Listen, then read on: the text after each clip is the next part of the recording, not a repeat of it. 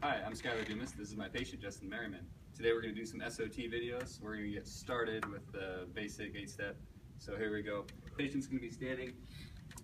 I'm going to go ahead and sit here, get a good stable surface. I'm going to be observing for anterior to posterior sway, using my thumb, looking at his acromion here.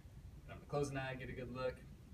If there's a sway greater than 1/4 of an inch anterior to posterior, that'd be indicative of category 1. Now I'm going to have the patient turn and face away from me. I'm going to be using my thumb again, looking at the patient's S2 tubercle this time, looking for lateral sway to either side or both. Same thing here, looking for a 1/4 of an inch or more, and if I see that, then that'd be indicative of a category 2. Now if the patient is standing here with an antalgic lean like such, that would be indicative of category 3, or if the patient was standing straight up with no sway with guarding. Cool. Next thing we're going to do here, have the patient take a seat.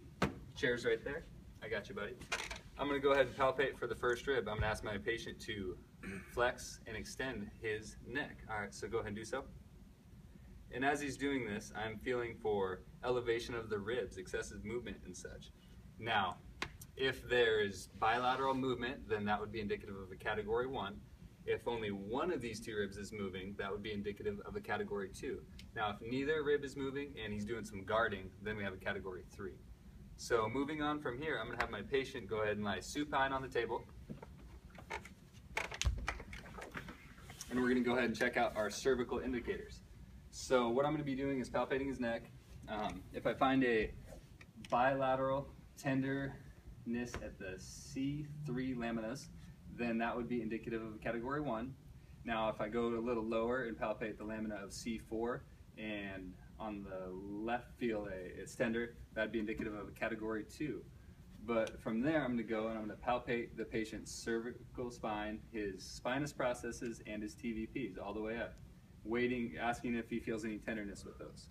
There's a correlation called the Lovett brother correlation, which basically means that C1 is correlated to L5, C2, L3, and so on all the way as you get together.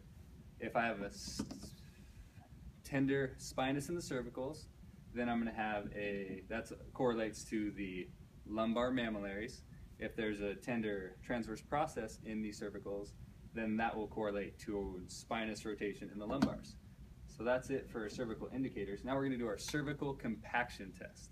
So first what I'm going to do is I'm going to just put my hands right underneath the patient's head here, and I'm going to ask him to raise his feet 18 to 24 inches, so go ahead and do so. Alright, noting how difficult it is. And here I'm going to bring my thenars together on top of the patient's head, press I to S, and I'm going to ask the patient to repeat this. Go ahead.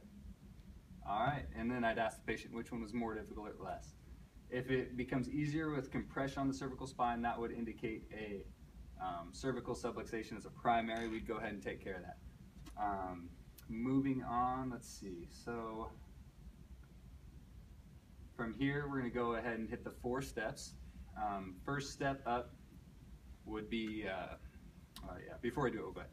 First step, T1, C7, second step, C6, C5, third step, C5, C4, 3, and the 4th step would be C2, C1. So we're going to go ahead and push I to S on the top of the patient's head, feeling for each of those steps. Now I should be able to move his head and feel those steps. If I don't feel those at the first step, that might be indicative of an anterior thoracic in the upper thoracic, like I said. If I don't feel it in step 2 or 3, then I'd go ahead and get to that spot where I should feel the step and do this figure 8 motion here until I clear that out. That's it for those. So now we're going to go on to the basic 1. I'm going to use a 4-finger contact with each of my hands, contacting from the mastoid to the EOP on the nuchal line. I'm going to support his head with my hypothenars and just let it rest here. I'm going to be feeling for pulsations. The longer I hold it here, these pulsations should begin to come together, and I'll feel them. And I'm going to hold it until it's a nice even pulse. Okay, now basic 3. I'm going to go ahead and feel along the sagittal suture here on both sides for tenderness. Let my patient tell me when there's one. Yeah. Okay, so I'm going to go ahead and cross my thumbs here, put them on either side of the sagittal suture. I'm going to go ahead and put my 4 fingers on the parietals here, and as the patient inspires, I'm going to do nothing. As he expires, I'm going to push my thumbs away and lift the parietals.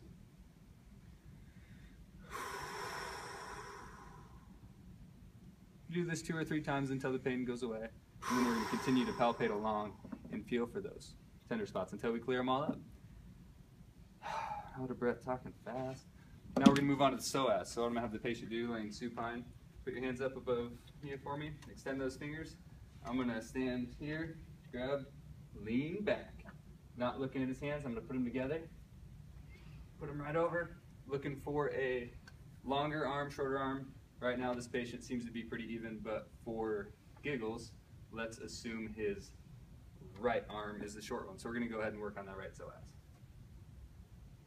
So I'm going to have you go ahead and bend your left leg. Your right leg, gotcha. You have your permission to reach underneath your leg and around. Yep. Stabilize. So I'm going to go here, stabilize the pelvis. I'm going to use a 4-finger contact on the psoas here. I'm going to have the patient take a deep breath in and exhale. And when he does that, I'm going to push on the psoas. So go ahead.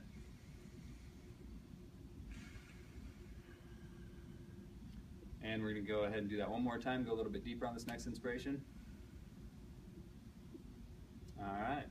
So now have the patient put his leg down. We're going to go ahead and recheck. So hands up, fingers extended. All right. We're going to go ahead and lean back. Put them together without looking. Look at that. They're even. Good stuff. So now we're going to have the patient turn around so we can hit the anterior iliofemoral ligament. So test here, we're going to go ahead and contact the patient's feet. We're going to go ahead and internally rotate them. And we're looking for equal internal rotation, should be about 45 degrees.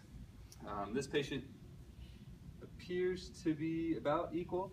We're going to go ahead and set his left foot does not internally rotate as good as his right. So we're going to go to the contralateral side. Am I making that up?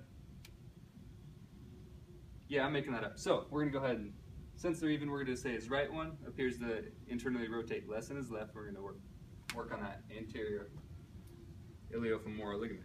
So what I'm going to go ahead and do, reach across the patient, find his greater trochanter, tighten, there we go. And I'm going to have the patient internally rotate his foot. I'm going to contact and slowly externally rotate while I contact that iliofemoral ligament. He's going to go ahead and do that twice. After we do that twice, we're going to go ahead and do a quick stretch. So on 3, I'm going to have him quickly externally rotate as I pulse in here. 1, 2, 3. Money, good stuff. All right.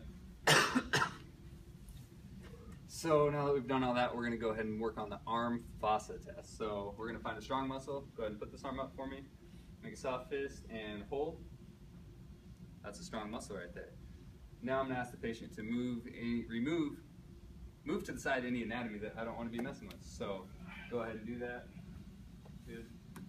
And put your heel of your hand, belly button, fingers down, find your pubic bone. Good. So I'm going to be working from here to his ASIS. I'm going to break that up into 2 halves, and I'm going to have the patient bring his arm up. You can go ahead and set this arm by your side. If I didn't mention before, when I did the first test for a strong arm, we should have his arm to the side. So now I'm going to say hold, and I'm going to, from there, put my hand here and strong muscle. Go to the second part and hold. Boom. Full strong. This would be a bilateral test. And that pretty much sums it up for me today. Have a great one. Goodbye.